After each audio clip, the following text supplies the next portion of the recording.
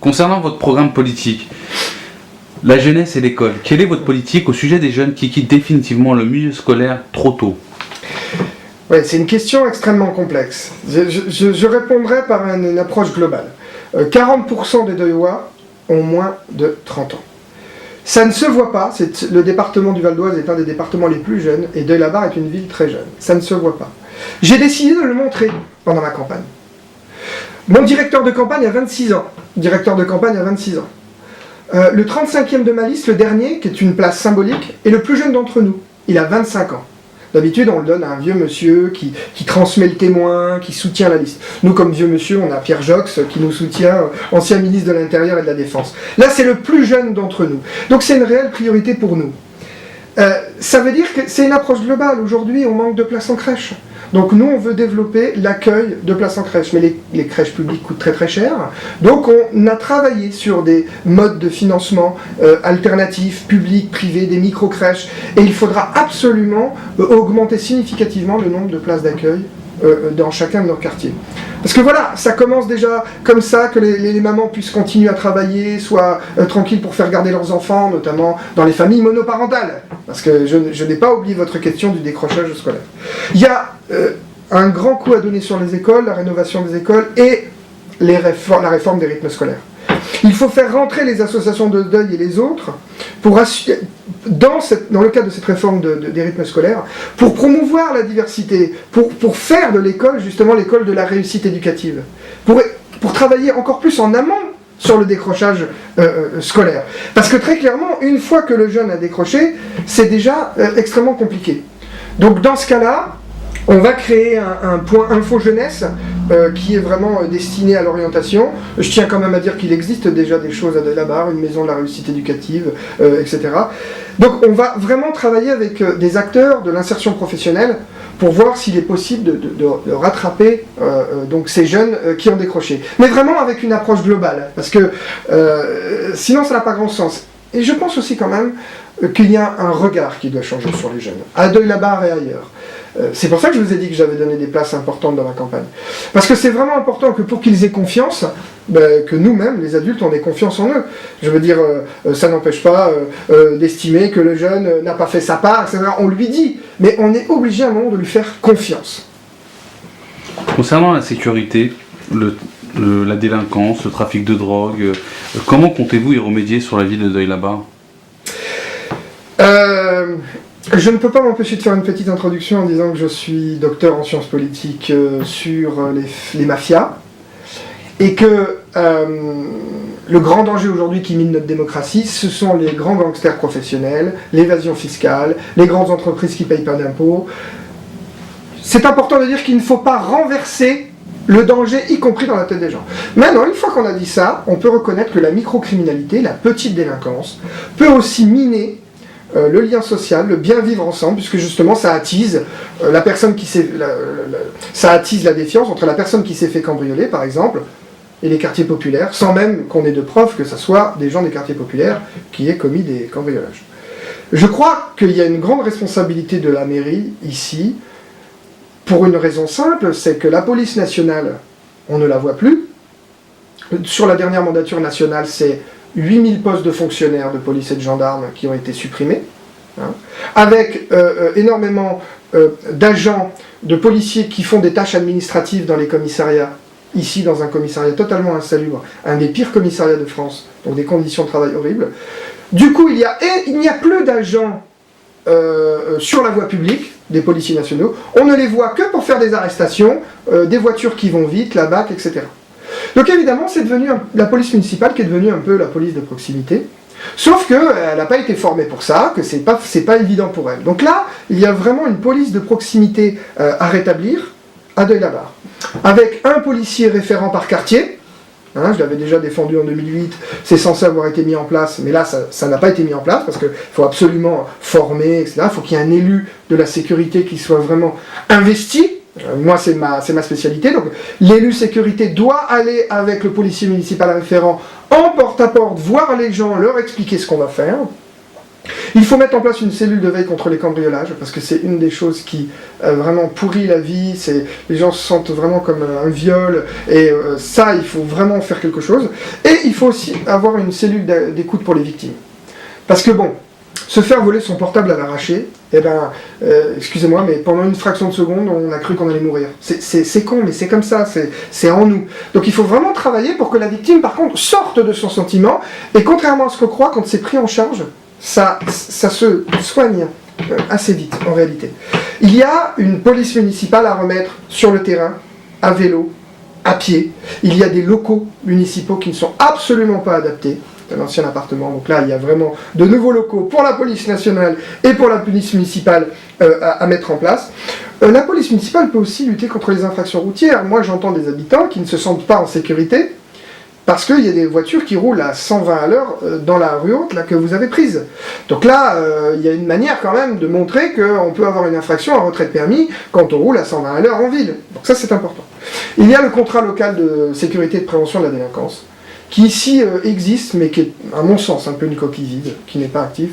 Et face à des problèmes aussi complexes, policiers, élus, acteurs sociaux, de la justice, éducateurs spécialisés. Il n'y a que dans cette collaboration qu'on peut avoir une réponse sur tel individu ou sur tel quartier qui pose des problèmes en matière de délinquance. Et puis je prône quelque chose d'un peu plus personnel, qui est le rapprochement policier-citoyen. Alors j'en ai un petit peu parlé déjà tout à l'heure.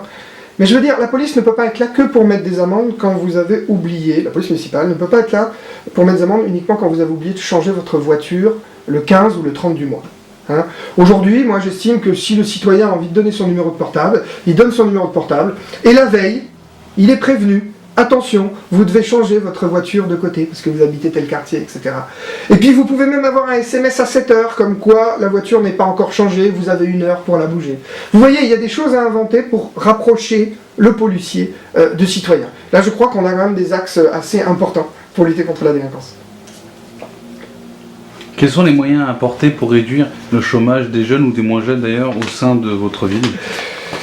Oui, alors le chômage n'est pas la lutte contre le chômage n'est pas une prérogative régalienne de la commune, même si elle emploie pas mal de gens.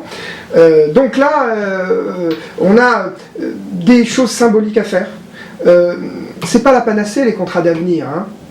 Mais aujourd'hui, au passage à niveau de Deuil-la-Barre, un des plus dangereux de France, où quelqu'un est encore mort il n'y a pas longtemps, je veux dire.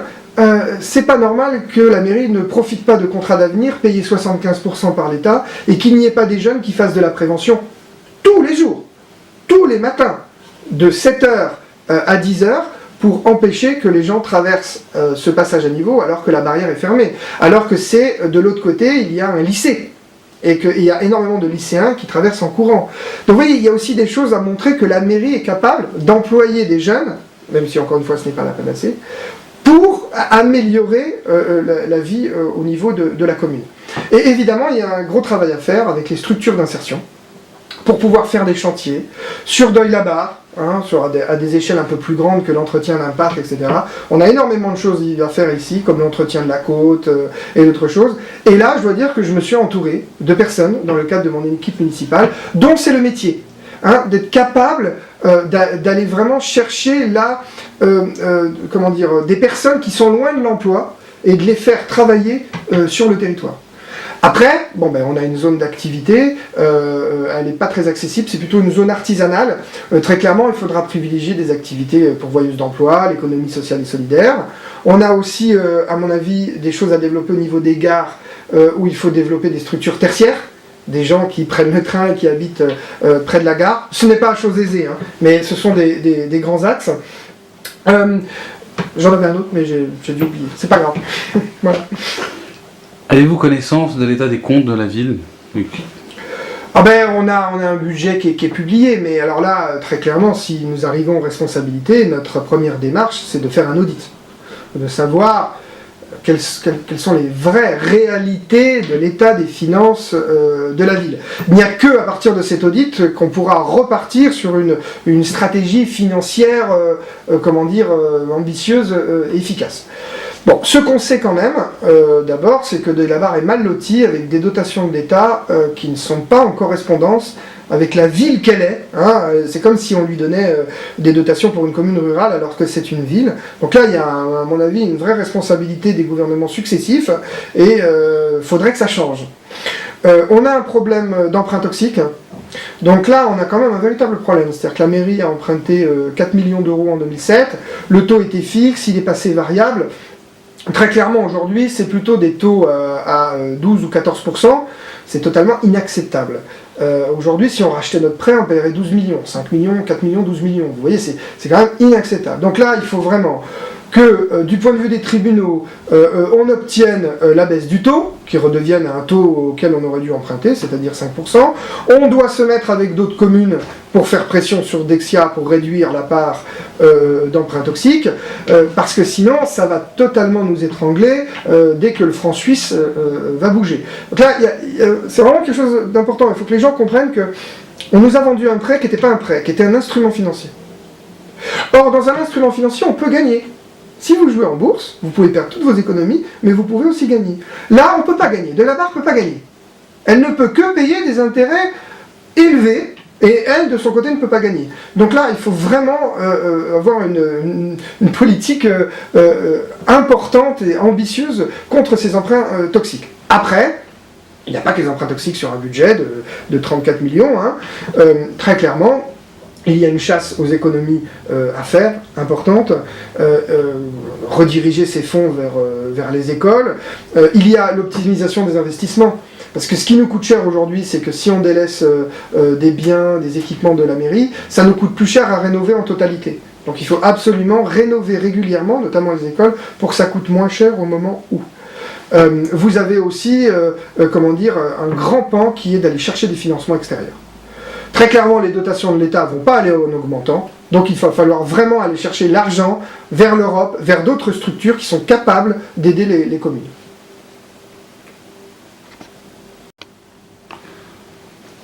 Dernière question, quelle est votre politique en matière d'impôts locaux ? Très clairement, à Deuil-la-Barre, les impôts locaux ont augmenté de 40% en un peu plus de 10 ans. Aussi sur la dernière mandature. Alors évidemment, il n'y a pas que la part communale qui a augmenté, hein. Il y a aussi la part du conseil général, etc. Mais je sens un vrai, une vraie saturation. Les gens estiment qu'ils payent trop d'impôts à Deuil-la-Barre, à tort ou à raison. Et nous, on a un peu perdu effectivement cette bataille de l'impôt, ça sert, etc. Donc quand on discute avec les gens, quand même, on arrive à rétablir la chose. Mais je pense qu'il faut s'engager à ne pas augmenter la part communale des impôts, en justement allant chercher des financements à l'extérieur et en faisant des économies.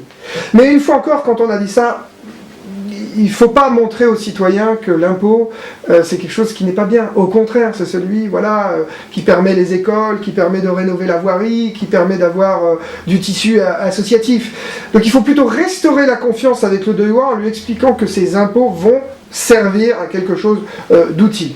Et voilà, on s'engage à ne pas augmenter la part communale. Enfin, si vous souhaitez adresser un message aux citoyens de Deuil-la-Barre, je vous laisse face caméra. Écoutez, il y a plusieurs choses. Tout d'abord, je suis extrêmement content de répondre à une association de la diversité parce qu'on a un programme ambitieux sur la diversité. On a une ville extrêmement diverse, socioculturelle, habitat, etc. Et donc on veut faire des assises de la diversité pour vraiment montrer qu'à Deuil-la-Barre, ce n'est pas une ville dortoir, une simple ville de banlieue. C'est vraiment une ville riche et on voudrait faire des assises de la diversité pour les mettre en évidence. On pense aussi que cette diversité se protège en luttant contre les discriminations. Et que donc, on aura un groupe municipal qui mènera des actions de prévention contre les discriminations. Une fois encore, dans le cadre de la réforme des rythmes scolaires, il faut que les associations qui font la promotion de la diversité et qui luttent contre les discriminations rentrent dans les écoles de Deuil-la-Barre et fassent en sorte comme ça que les enfants, issus de la diversité et des autres, puissent assumer leur passé et leurs origines et donc être encore mieux insérés dans la société. Vous me demandez aussi du coup d'élargir parce que la diversité, on a aussi un programme ambitieux sur le handicap. On a une handicapée dans notre liste, elle a énormément travaillé, et je crois vraiment que là, on a des propositions phares qui permettront aux Deuillois qui sont dans le handicap de vraiment s'approprier la chose municipale. Je voulais le dire. Je voulais aussi dire que on a un programme ambitieux pour la protection de l'environnement, et que cette protection de l'environnement n'est pas seulement la protection de l'avenir, oui, c'est la protection de l'avenir, mais c'est aussi réduire les inégalités sociales. Quand on change les fenêtres pour faire en sorte que les familles les populaires aient une facture d'électricité, de gaz ou de chauffage moins importante, c'est bien réduire les inégalités sociales en protégeant l'environnement. Enfin, je voulais vous remercier à titre personnel pour m'avoir permis cette interview, parce que ça répond aussi à une histoire de ma part, très clairement en deux thèmes. D'abord, mon papa est né à Constantine, donc voilà, c'est le fruit d'une histoire aussi que de répondre à cette interview, même si c'est déjà faire un amalgame. Parce que très clairement, qu'est-ce que ça veut dire? Ça veut dire tous les Maghrébins sont musulmans? Ben non, pas du tout. Tous les musulmans sont d'Afrique du Nord? Non, pas non plus. Donc il y a un amalgame, mais il faut aussi assumer son histoire. Je pense aussi que d'avoir répondu à cette interview, c'est vraiment traiter le problème de la tolérance. C'est finalement ça le cœur du sujet. Et pour moi, je vais vous le dire, j'ai pas toujours été tolérant. J'ai longtemps pensé que le problème en France, ça pouvait être les musulmans ou les gens d'Afrique du Nord. Et puis j'ai regardé un peu la structure de la société française et j'ai découvert que c'était pas le cas, que c'était ceux qui travaillaient. Et que voilà, la responsabilité aujourd'hui était de mettre la tolérance au cœur d'un projet politique. Et c'est ce que la liste Changer d'œil, moi et mes colistiers, nous comptons faire. Excellent, merci de nous avoir reçus, M. Risotti. Merci à vous.